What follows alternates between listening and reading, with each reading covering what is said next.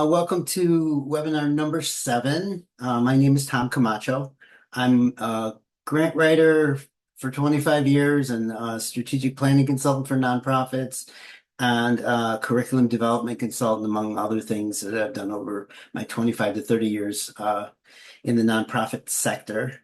So we started equine fundraising services to help the equine-based nonprofits nationally and actually internationally. I have a client overseas. So to kind of address issues that are going on. So by the way, if you have anything that you are addressing within your organization and you want me to speak about that, please reach out to me. There will be information at the end of this presentation, including my contact information, where you can make that request. So today, I want to talk about government grants and government contracts.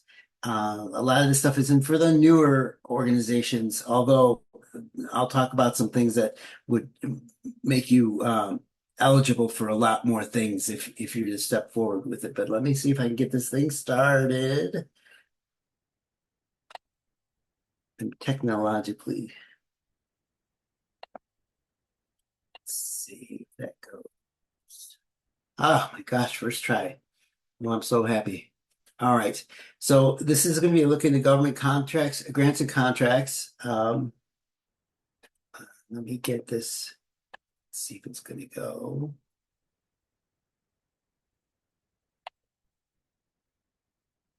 It's not.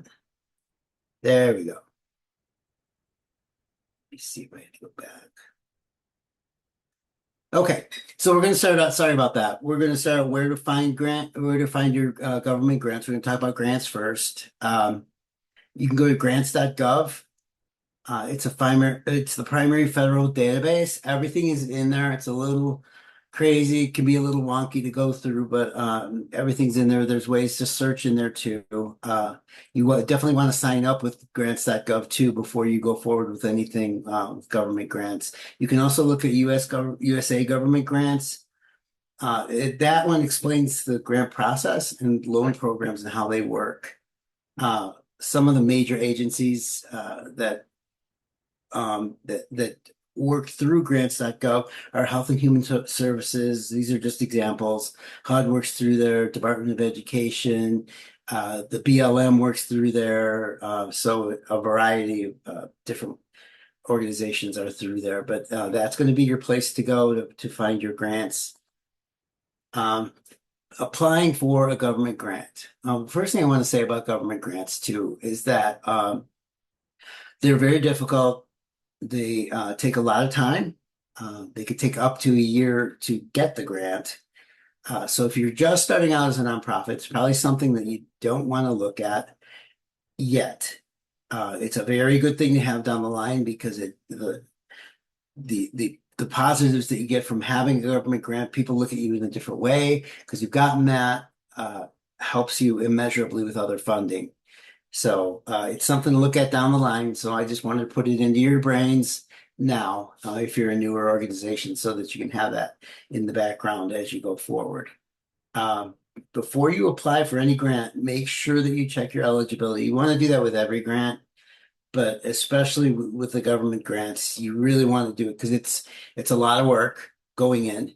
And if you get 40 pages into the RFP request for funding proposal, this is where they announce the grant and everything.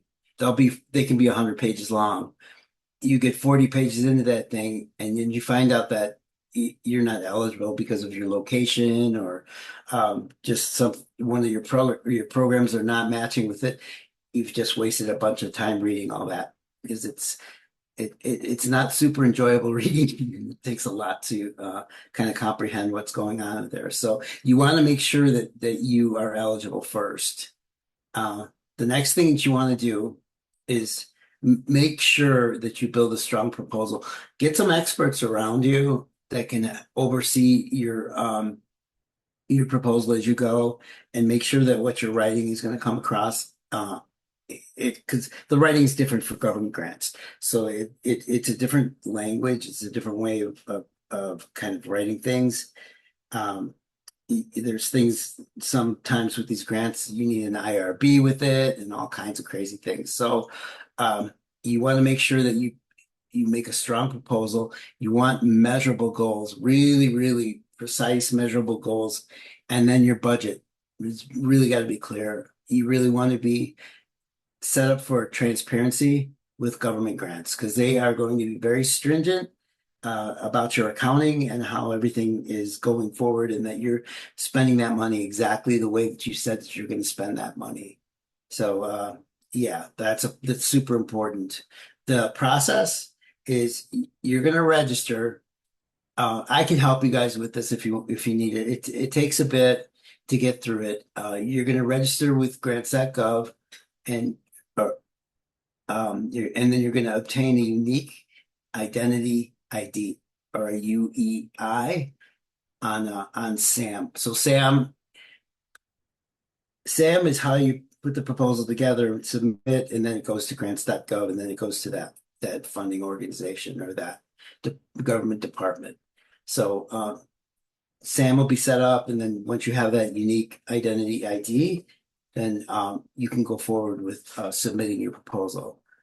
Next thing you're going to do is you're going to search, and then you're going to apply. Grants.gov, again, is that official platform for those federal grants. And this last one, make sure that you plan ahead.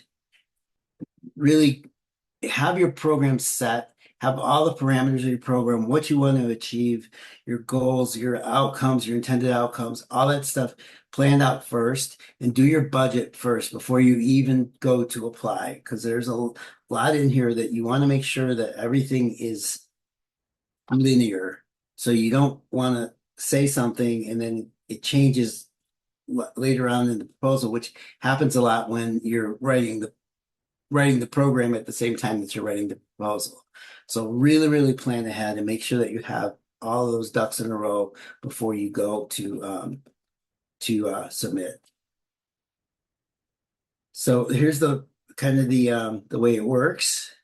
You're going to get a pre-award where the opportunity is planned, announced, and becomes searchable. That's where they're going to put out the RFP, so you'll know that that grant is coming up, and you can plan. And they usually do it a year out. They'll give you a year. Some of them are pretty quick turnarounds, depending.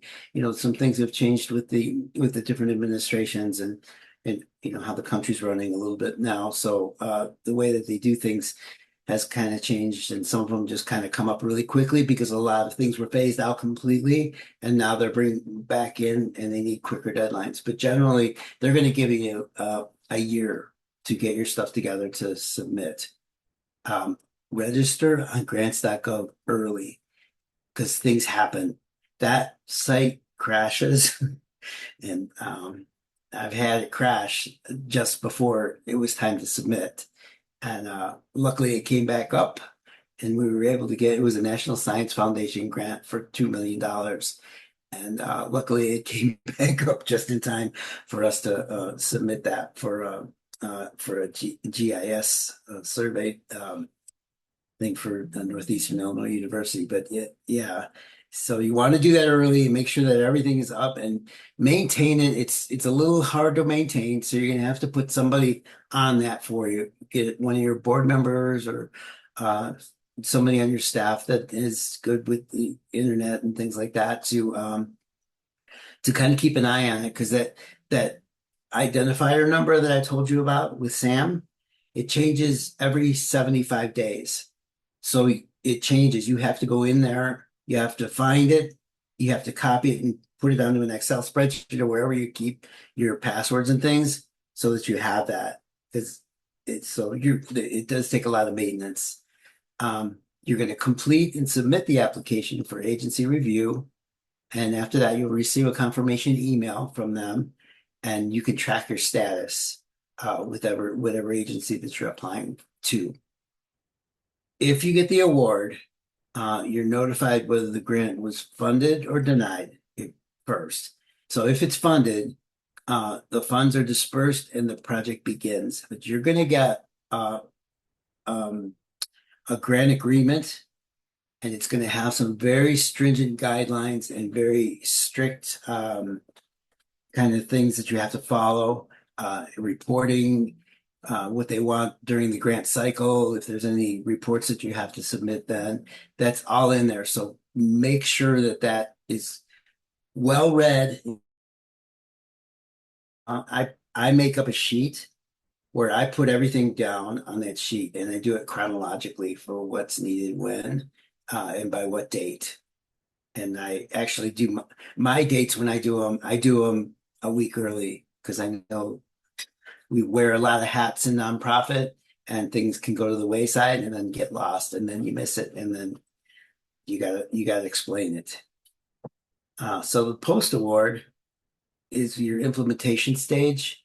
So the grant you're going to oversee all the compliance, all the reporting compliance, and make sure that you're taking care of that. Like I've already said, there may be on-site visits, and there's definitely going to be auditing, especially with the larger, like the BLM and things like that. There's going to be audits that you're going to have to make sure that you do, and they're going to ask for periodic financials. So you want to really with your finances, you want to code those those grants separately, and then all put all the components of that, your expenses, all your different things as a different code underneath that. I'm sorry if it's going a little bit further. We can talk about financials and things like that at a later date. I don't want to go too deep into that right now. Uh, what I do too is I make friends with those program officers, just like I do with foundations and with corporate sponsors and corporate grants. So make friends with your program officer and just report regularly. Tell them what's going on. Tell them if you're having any difficulties. They may find more money for you. You never know. So just keeping that very transparent is it's key. It's key to that funding and making that grant go smoothly, and it's key to future funding. So if you have that kind of relationship with them, they're they're more apt to suggest you for future funding. All right. So here's kind of the pros and cons of government grants. The pros are it's free funding, generally no repayment or and then these go to nonprofits and community programs. The other thing that I kind of touched on earlier is the credibility and recognition. It strengthens your reputation and your trustworthiness. I cannot speak. Sorry, that was a big word for me for some reason. But it really, really does have you put you in a different place if you get some of these big government grants, for the horses with BLM and things like that. That's big. It supports you for growth, so you can expand your services, you can launch new programs, you can build long-term impact because it's big funding. It's these grants generally are not small. They're 100,000 and up to 15, 20, 30 million. So, and the large opportunities, these grants are often way bigger than the private foundation grants. So that's the pros. The cons, they're highly competitive. Everybody, everybody's sending in for these grants. So it's really competitive. With a foundation, some smaller foundations, they'll get 30, 40, 50 proposals. Some of these big some of these big government grants will be 1,500, 2,000 grants proposals are sent into them. So it's competitive. The applications are very complex. There's extensive documentation. The budgets are really entailed, and really you have to be transparent with your budgets. And the reporting is very stringent, and they ask for a lot. They have to report back. It's the government, so I mean they have to report back to the constituents and things like that. So yeah, so you really it's a lot more complicated. There are spending restrictions. It's key that your money is spent exactly the way that you said that you were going to spend it. It's not to say that you can't go to your program officer and say, hey, we're having a problem with this component of this project. Can we divert funding from this area to this new area or a new area? Is that possible? And they can say yes or no. But if they say no, you have to stick with what you originally said in your grant agreement. Um, and then there's the dependence risk. Your heavy reliance can reduce funding flexibility over time. So these grants take a lot to oversee, and it may take away from some of the other funding options that you're looking at, like family foundations and things like that. It may take some of your time away from that. And one thing I've always said with nonprofit is that you really want to diversify your funding streams. So I've had organizations that have depended upon two major funders, and then a funder will change their their focus, completely change their focus. And that means there's no more funding from that. And this organization got hurt bad because they did that, and they weren't diversifying. I do applications wherever I think something's going to fit. And I'm still at a high percentage on my proposals. So, but yeah, you want to be careful of that dependence risk. You don't want to get one big government grant and, that's it. And then, government changes, you get a new president, whatever, and that's cut out of their budget. And there you go.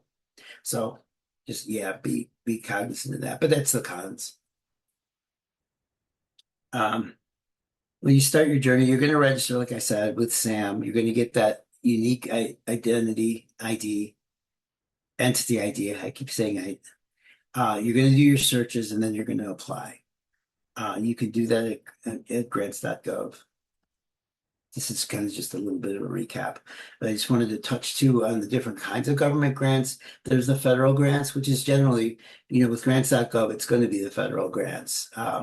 Those are yeah, they're the national ones. Then there's state grants.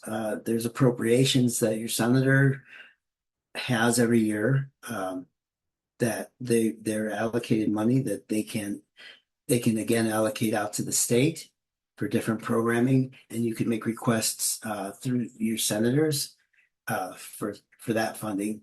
And then there's other municipal state funding to just through the we have the roundhouse here, but through your capital, that they'll announce those too. And then there's local government, which is your kind of your cities and your city funding and your municipal funding. So you can look in those areas too. Now I want to talk a little bit about contracts. This is a way, I said in the beginning that there was a way that new organizations can kind of get in there a little bit with the government grants, and it does bring an awareness. So the contracts, they're just smaller. So you're definitely, it's not a grant. You're actually working for that agency as a contractor. There's a couple things that you need to do to set up with that, but you're a contractor, and you can bid and be awarded money,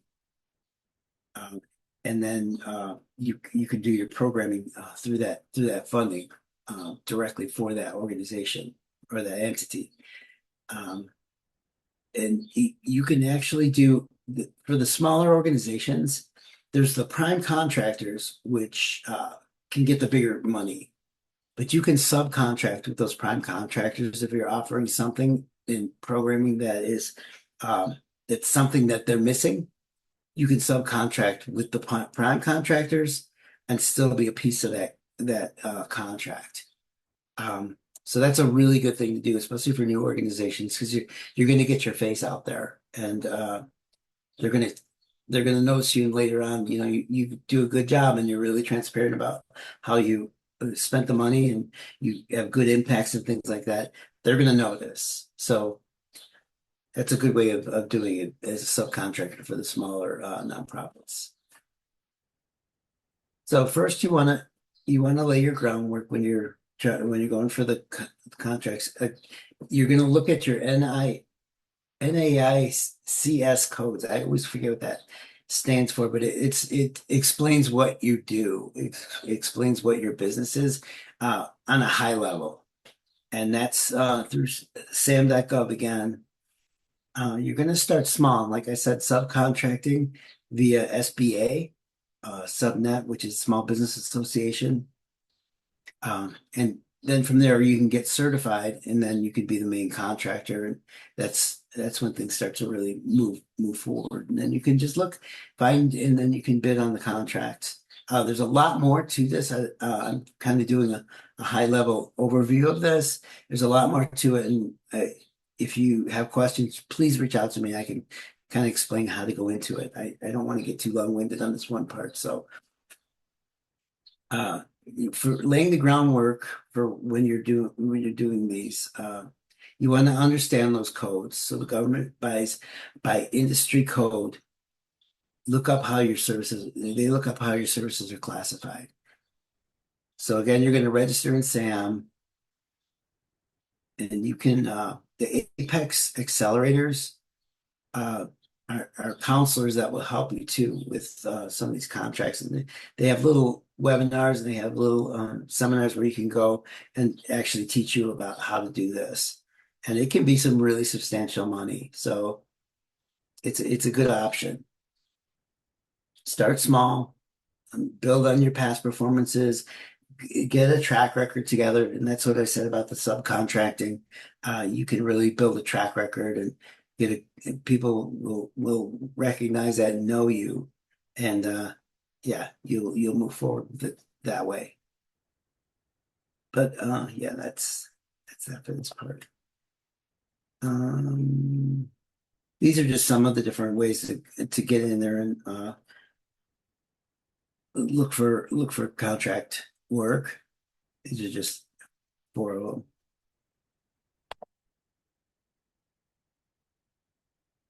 So you want to watch for early notices.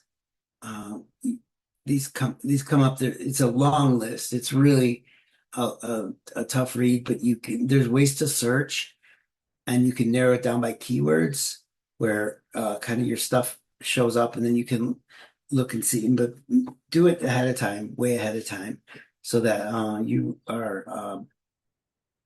you're ready when it comes up, and you have your programming all set, and you're ready to write for that contract. Study their past awards, see what they've funded in the past. That's another way of getting into that system. And you can actually reach out to some of those contractors that have done it in the past, and then really know the field, identify who is currently winning and who your competitors are in your future target buyers. So that was that was in a nutshell, really quickly, the grants, the federal grants, the state grants, the municipal grants, and then the contracting. It's a lot. There's a lot more to it. I can go more deeply into it if you want to reach out to me. You can reach out to me at any one of these, with my phone, my email. You can put information on my website, ask questions, and I will respond to you. And if you want me to do a full webinar on just this, it can be a little dry. So let me know if that's something that you're looking for your organization. But again, I want to thank you guys for participating with this. We're gonna do a bunch more over the course of the year. And like I said, if you have anything that you are experiencing within your organization where you need a little bit of advice or assistance, just please reach out to me. I am available, and I will get back to you really quickly. So thank you again, and have a wonderful day.